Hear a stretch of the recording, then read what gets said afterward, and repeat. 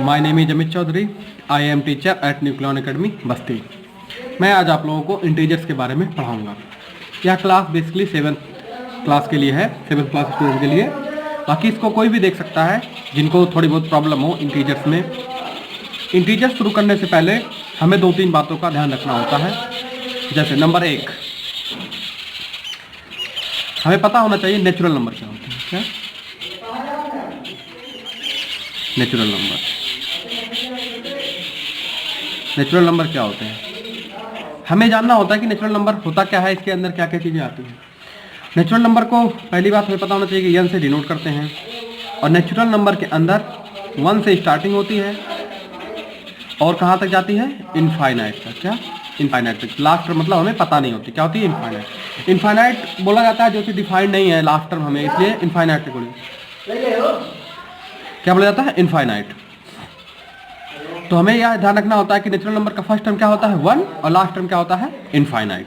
ठीक है, बस हमें इतनी बातों का ध्यान रखना होता है। नेचुरल नंबर की स्टार्टिंग 1 से होती है, लास्ट टर्म इनफाइनाइट होता है, और 1, 2, 3 करके कितना भी बड़े से बड़ा नंबर पॉजिटिव में हम लिख सकते हैं। एंड सेकेंड नंबर देखते हैं, होल नंबर। सेकेंड क्या बोलता है? Whole number. होल नंबर हमें देखना होता है कि होल नंबर के अंदर क्या आता है। होल नंबर को हमें W से डिनोट करते हैं। अगर हम नेचुरल नंबर के अंदर 0 को ऐड कर दें तो वह क्या कहलाता है? Whole number. तो हमें याद रखना होता है कि होल नंबर के अंदर स्टार्टिंग कहाँ से होती है? 0 से। ठीक, कहाँ तक आती है? इनफाइनाइट तक। मतलब ये हो गया कि नेचुरल नंबर की फर्स्ट टर्म क्या होती है? 1, और होल नंबर का फर्स्ट टर्म क्या होता है? 0, और सबके लास्ट टर्म दोनों के क्या होते हैं? इनफाइनाइट, मतलब जो हमें पता नहीं है। ठीक है, इसके बाद हम शुरू करते हैं इंटीजर। ठीक है,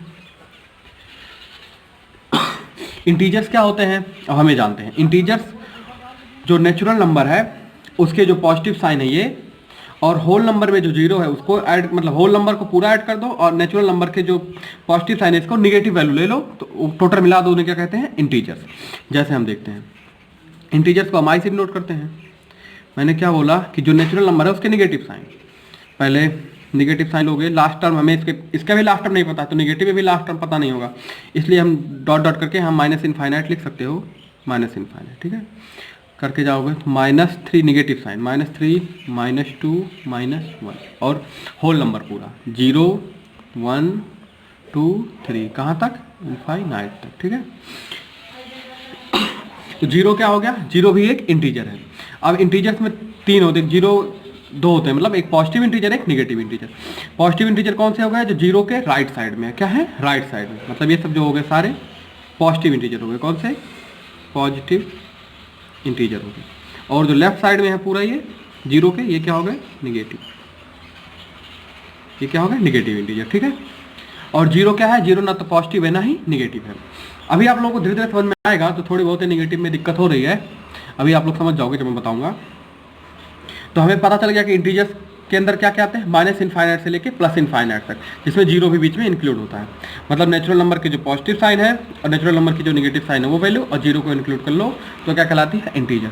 हमें 2-3 बातों का इसमें ध्यान रखना होता है कि इंटीजर्स के अंदर हम फ्रैक्शन वैल्यू 7/9, 5/7, या फिर पॉइंट वाली वैल्यू 0.34, 0.78, ये सब वैल्यू, और रूट वाली वैल्यू √5, √3, ये सब वैल्यू इसके अंदर हम नहीं लेते हैं, इंटीजर्स के अंदर काउंट नहीं करते हैं। ठीक है, तो हमने अभी 3 बातें जानी। नेचुरल नंबर की स्टार्टिंग कहाँ से है? 1 से, लास्ट टर्म क्या है? इनफाइनाइट। इसको हम किससे रिप्रेजेंट करते हैं? n से। होल नंबर में क्या होता है? होल नंबर को W से रिप्रेजेंट करते हैं। पहली वैल्यू मतलब 0 होती है, लास्ट टर्म इनफाइनाइट होता है। फिर आता है इंटीजर। इंटीजर्स में क्या होता है? जो नेचुरल नंबर के जो वैल्यू है पॉजिटिव साइंस वो, और होल नंबर का जो 0 है वो आता है, और नेचुरल नंबर के जो निगेटिव साइन है वो आती है। ठीक है, और इंटीजर्स एक पॉजिटिव होता है, एक निगेटिव होता है। पॉजिटिव इंटीजर्स जो 0 के राइट साइड है पॉजिटिव, जो लेफ्ट साइड है निगेटिव, और 0 ना तो पॉजिटिव है ना ही निगेटिव। और इंटीजर्स के अंदर हम फ्रैक्शन वैल्यू नहीं लेते हैं, पॉइंट वाली वैल्यू नहीं लेते हैं, और रूट वाली वैल्यू नहीं लेते हैं। ठीक है, हमने इतना जान लिया। अब हम देखते हैं कि ये होता क्या है पॉजिटिव लाइन। आप लोगों ने पढ़ा होगा नंबर लाइन। क्या? नंबर लाइन मान लो कोई एक लाइन खींच दो तो उस पर नंबर्स को जो डिनोट करते हैं उसे क्या बोलते हैं, नंबर लाइन। नंबर लाइन के जो मिडिल में होता है वो क्या होता है, 0, ठीक है। और जब राइट साइड हम जाते हैं तो पॉजिटिव वैल्यू शुरू होती है, जैसे यहाँ पे 1 2 3 4, हमें जितना लिखना होता है, मतलब जितना हमें दिया रहेगा प्लॉट करने के लिए, हम इनफाइनाइट तक प्लॉट कर सकते हैं, मतलब कितने बड़ी से बड़ी पॉजिटिव में इधर, और निगेटिव जो वैल्यू होती है वो हम लेफ्ट साइड करते हैं, किधर, लेफ्ट साइड। हमें इस बात का ध्यान रखना होता है कि 0 के बाद यहाँ जब निगेटिव में करेंगे तो -1 से स्टार्टिंग हो, यहाँ पे 1 था, यहाँ पे भी -1, फिर -2 -3 -4। अभी हमें जितने भी माइनस में चाहिए उतना हम प्लॉट कर सकते हैं। तो ये क्या हो गया, नंबर लाइन। इसको क्या बोलते हैं, नंबर लाइन। मतलब नंबर लाइन पे नंबर्स को डिनोट करना नंबर लाइन कहलाता है। नंबर लाइन के मिडिल में क्या होता है, 0, राइट साइड में पॉजिटिव वाली वैल्यू। पॉजिटिव में मतलब हम प्लस का साइन नहीं लगाते, हमें पता होना चाहिए कि जब ऐसे लिखा है बिना किसी साइन के क्या होता है, पॉजिटिव होता है। तो क्या हो गया ये 1 2 3 4। अभी जितना भी चाहिए, हमें 45 चाहिए तो हम आगे तक प्लॉट करेंगे जितनी भी जरूरत होती है। अब लेफ्ट साइड में हमें कितना भी माइनस चाहिए, -90 चाहिए तो हम -90 तक 1 1 करके ऐसे बढ़ाते चले जाएंगे, ठीक है। तो ये हो गया नंबर लाइन के बारे में। हमें 2-3 बातों का ध्यान रखना होता है। जैसे हमें पता होता है ये चीज़ कि 4 and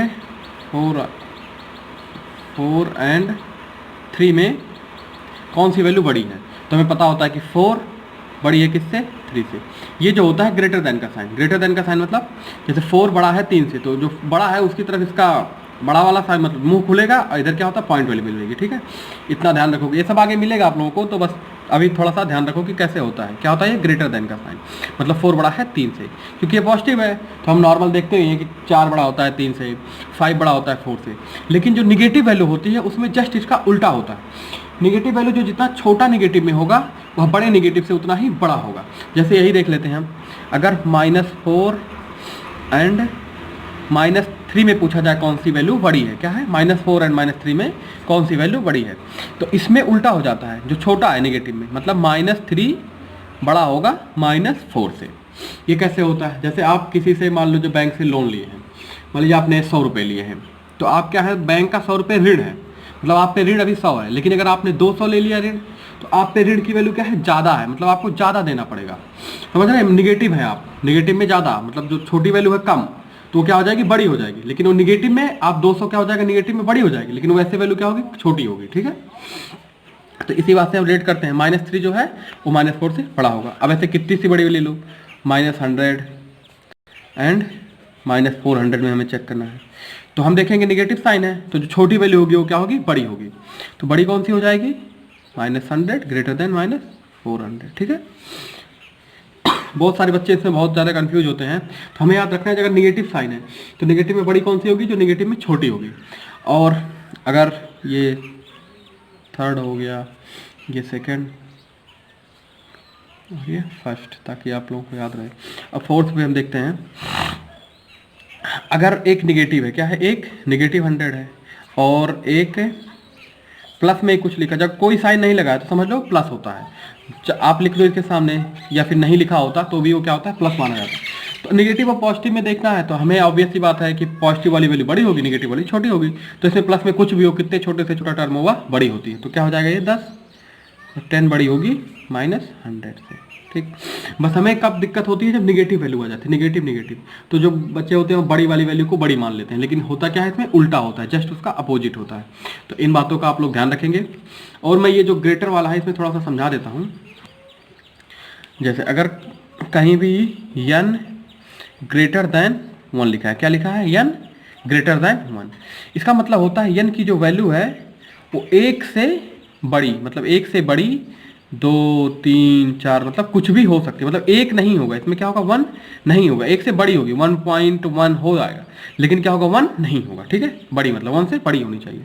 और इसका उल्टा होता है n लेस, इसका क्या बोलते हैं, लेस देन, मतलब होगा कि n 1 से छोटा होगा, 1 नहीं हो सकता, ठीक है। मतलब क्या होगा, 1 नहीं हो सकता, लेकिन 0.9 0.99 -1 -2 ये सब हो सकती है, मतलब 1 से छोटी हो सकती है, लेकिन 1 नहीं हो सकती। और जब n इक्वल टू 1 हो गया, इसका मतलब होता है n इक्वल टू 1, इसका मतलब होता है कि n की वैल्यू क्या है, सिर्फ 1 है, ठीक।